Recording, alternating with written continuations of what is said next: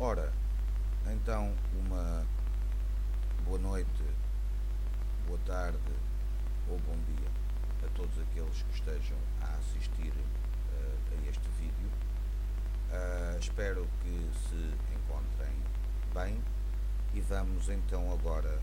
continuar a nossa sessão acerca dos estados da África Oriental. Vamos começar por falar de um estado que existiu naquilo que atualmente é o sul da Somália, que era o Sultanado Tuni, ou como é dito em Somali, Sultanada Tuni, e que foi um estado muçulmano junto a sul, aliás, do rio Chabel, e que era governado pelo povo Tuni, que falava uma linguagem parecida com o Somali. Este Estado foi criado no século IX, quando um grupo de grupos tribais que se dedicavam à pastorícia e eram nómadas, desceram para o sul da Somália e acabaram por se estabelecer nesta região, vindo a fundar uma cidade chamada Baralva, que foi fundada por um santo muçulmano chamado Al. Esta cidade tornou-se uma cidade próspera e tornou-se um dos principais centros da propagação do islamismo na região do Corno de África, atraindo para ela muitos estudantes de toda esta área. Ao mesmo tempo, também houve professores muçulmanos que vieram da Arábia e que vieram para esta cidade de forma a transmitirem os seus ensinamentos nas madraças que foram construídas pelos governantes deste povo. A partir do século XI, a maior parte do povo Tuni acabou por abandonar, vamos dizer assim, a sua vida nómada ou seminómada de pastores de animais e acabaram por se tornar agricultores, começando a agricultura mais intensiva naquilo que atualmente é o sul da Somália e o norte do Quénia, embora o grosso destes povos, que ainda existem, e existem descendentes dos mesmos, habitam nesta região, como podem ver aqui pelo mapa, onde tem estas manchas a cor de laranja, que são as áreas onde atualmente existem Tunis, vamos dizer assim. Entretanto, a partir do início do século XIII, os Oromo, que era uma outra tribo que vivia no norte da atual Somália, atacaram os Tuni a sul. Os Tuni foram derrotados, perderam uma boa parte dos seus territórios e dos seus centros urbanos, vamos dizer assim, e em meados do século XIII, o reino de Garen, que tinha por capital a cidade de Quelafo, liderada pelo rei Abdallah Daile, conquistou o que restava do sultanado de Tuni e incorporou este estado naquilo que depois vai ser o sultanado de Ajuran, que vai ser um dos principais estados desta região e que vai travar várias guerras importantes, seja contra Portugal, seja também contra a própria Etiópia. E então vamos agora avançar para um outro estado, também um dos estados, provavelmente o estado mais antigo registado muçulmano de toda a região da África Oriental, que é o Sultanado de Shoa, ou o Sultanado de Shewa, que também é conhecido como a dinastia Makhzumi, e que era um reino muçulmano que existiu atualmente no que é o sudeste da Etiópia, cuja capital era a cidade de Valale, que ficava a norte daquilo que tinha sido o território do reino Arla, de que já falámos aqui, e que atualmente os Arla é um grupo étnico-linguístico que já não existe, desapareceu no processo histórico, e o seu principal porto era o porto de Zeila. É aparente que a ascensão deste Estado se deveu ao declínio do reino de Aksum, e várias descrições em gravura que remontam ao século XIII mencionam que este reino tinha sob o seu controle a área de Xelenco, de Bate, de Arla e de Munessa, que fica perto do lago Langano. Como já disse, o Sultanado de Sheva é um dos estados muçulmanos documentados mais antigos de toda esta região e era precisamente conhecido no mundo muçulmano como o país ou a região de Zeila, por causa do porto de Zeila, que era o principal porto que servia este sultanado. Os fundadores deste Estado diz que foram imigrantes árabes que chegaram a este território durante o século VII e governaram este território entre o ano de 896, quando foi fundado pelo Emir Aboba, até o ano de 1285-86, quando o último sultão, o de Ilgamis, foi deposto e o território foi incorporado a um outro Estado muçulmano sucessor, que é o Sultanado de Ifat. Depois há um historiador que defendem que uma das principais razões para o desaparecimento de Shewa foi um conflito constante com o reino de Damote e com o povo Sidama, que era quem fez este Estado, e como podem ver aqui neste segundo mapa, o Sultanado de Sheva e o reino de Damote basicamente são vizinhos, e podem ver aqui o mapa, cerca de 1200 desta região, e este historiador diz que o conflito constante entre os governantes de Shova ou Sheva com os reis de Damote levou a que o reino acabasse por entrar em declínio, sendo depois uma presa fácil para a dinastia de Ifat.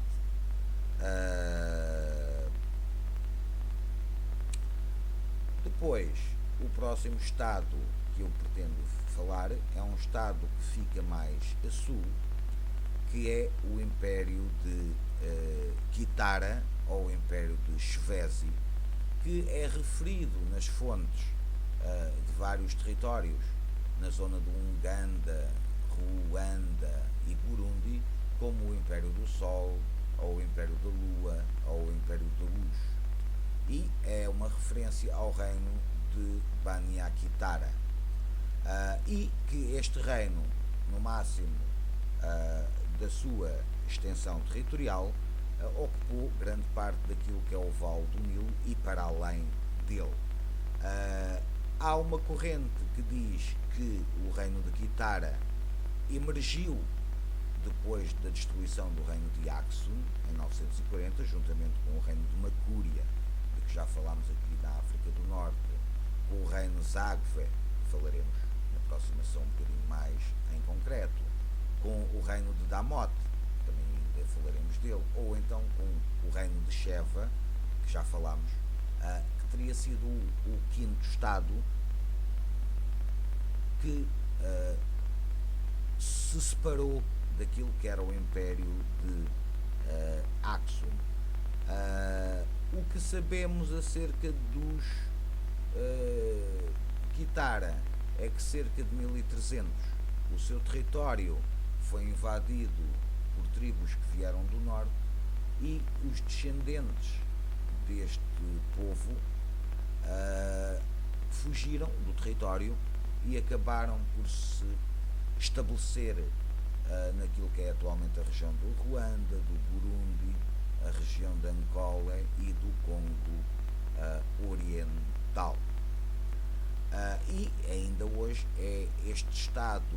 de Tshwezi, ou Império de Kitara, faz parte do mito dos vários reinos do Uganda, que falaremos posteriormente, ou mesmo fez parte do mito tanto dos povos do reino do Ruanda e do reino do Burundi. Também falaremos mais à frente. E um outro estado também relevante nesta região, mas que emergiu da região na costa da Swahili, nomeadamente numa ilha que atualmente fica ao largo da Tanzânia, que é a ilha de Kilwa, que é conhecida nas fontes portuguesas como Quiloa. Na máxima extensão do seu poder, ou seja, estamos a falar do século XIII, XIV, o sultanado de Kilwa governou grande parte daquilo que é a costa Swahili, como podem ver aqui neste mapa, e o fundador deste estado terá sido um príncipe persa chamado Ali ibn al-Hassan Shirazi, que tinha fugido da Pérsia por uma questão religiosa, acabou por se estabelecer na costa oriental africana e fundou o sultanado de Kilwa, que a sua família vai governar até ao ano de 1277. Em 1277 houve uma revolta. Esta família persa foi substituída por uma família de origem árabe, de Abu Moahed, e vão ser estes Abu Moaheb que vão governar o sultanado de Shoa, de Kilwa, entre 1277 até 1505-6.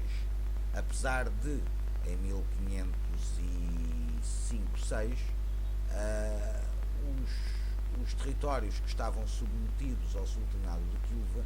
já se tinham começado a fragmentar, e depois a chegada dos portugueses, principalmente da armada de Pedro Álvares Cabral, e depois a segunda expedição de Vasco da Gama em 1502, basicamente colocaram os sultões de Kilwa numa situação complicada, porque vários dos seus vassalos, como o governante de Malindi, aliou-se aos portugueses, o governante de Sofala fez exatamente a mesma coisa, e em 1505 o Francisco de Almeida, que foi enviado como primeiro vice-rei para a Índia, parou no porto de Kilwa e desembarcou na ilha e basicamente pôs a ilha sob o seu controle, embora não tivesse deposto o governante, mas estes dois últimos governantes do sultanado de Kilwa já não tinham legitimidade aos olhos dos seus antigos vassalos, porque basicamente transformaram-se em fantoches, entre aspas, das autoridades portuguesas, e em 1513 o último sultão acabou por ser assassinado e terminou o sultanado de Kilwa. O sultanado de Kilwa foi muito importante porque durante o século XIII e XIV foi o grande ator nas rotas de comércio do Índico e da costa Swahili. Teve contactos com outros estados africanos do interior, como o grande Zimbábue, mas ao mesmo tempo tinha contactos com outras ilhas, como as Ilhas Comores, com Madagascar, com a própria cidade de Barava, no sul da Somália, com a cidade de Mogadishu, ou seja, foi um ator muito importante no destino comercial e mercantil do Índico e principalmente da costa Swahili. E vamos então terminar esta parte com um outro estado. Como podem ver aqui no mapa, este estado correspondia basicamente àquilo que atualmente é o norte da Etiópia e a Eritreia, que é o reino de Medri Bari. O reino de Medri Bari terá sido criado cerca de 1137 e desapareceu em 1879, embora tenha continuado a ter uma espécie de autonomia até que a 2 de maio de 1889 o que restava do território de Medri Bari foi vendido aos italianos, que estabeleceram aqui a sua colónia da Eritreia. O governante deste estado era chamado como Bari Negus, também chamado Bari Negashi ou Bar Negashi, que quer dizer Rei dos Mares. O estado de Medri Bari sobreviveu a várias tentativas de conquista e de invasão ao longo dos séculos. Principalmente conseguiu sobreviver até à expansão otomana no Mar Vermelho, mas foi gradualmente perdendo influência.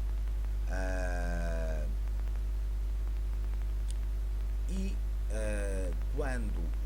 os italianos chegaram ou começaram a interessar-se pela região na segunda metade do século XIX, o estado de Medri Bari já era uma pálida amostra daquilo que era, porque também desde 1557 que os governantes de Medri Bari tinham perdido o acesso à costa, porque a costa tinha sido conquistada pelos otomanos, e em 1879 um nobre da Etiópia acabou basicamente com o Estado, porque aprisionou o governante e acabou por ser depois vendido aos italianos em 1889, mas este Estado é importante porque é devido a este Estado que a Eritreia moderna vai buscar grande parte daquilo que é a sua legitimação política, e também fez parte do argumento dos independentistas da Eritreia quando nos anos 50 o Império da Etiópia basicamente forçou a união entre a Etiópia e a Eritreia. E pronto, eram estes os estados que eu queria trazer aqui sobre a Europa Oriental. Espero que tenham gostado e vemo-nos numa próxima ocasião. Obrigado e até uma próxima.